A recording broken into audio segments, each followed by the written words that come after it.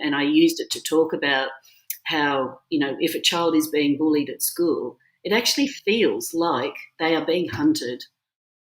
Yes. That is how it feels. And so Yes. then we minimise that and say, they won't, that's all very well, but that's how it feels. Now, then what do we do? So those feelings can be very intense and very extremely real, but then it's what do we do with it? So, when we can give the child some strategies and so on and build safety that way.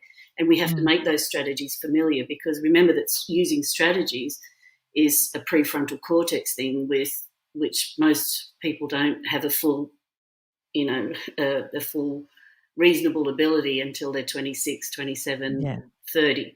So as far as a little child is concerned, so they need to have practice at using those strategies, and building their confidence is probably one of the better strategies in that sort of situation, because when they're feeling confident with themselves, they seem to attract less bullies.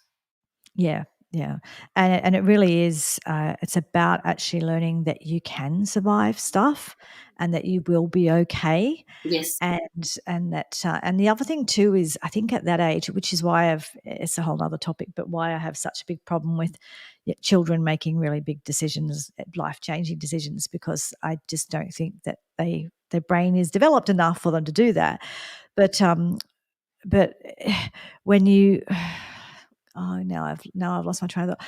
What I was talking about, children making decisions, that's where I was going. Me and my brain. Talking about neuroplasticity, me and my brain. About knowing when I talk to kids, when I talk to school kids, what I tell them is, I don't care about anything that happened at my school.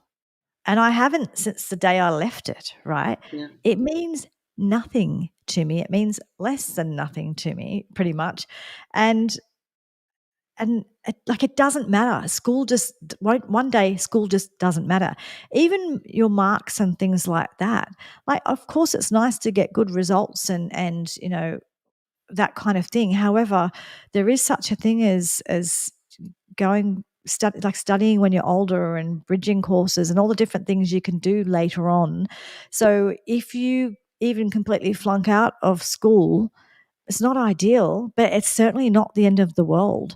So it's amazing how we have such a big, because when you're there, I remember being that age, and it's just so big, and the school is pretty much your whole world when you're that age.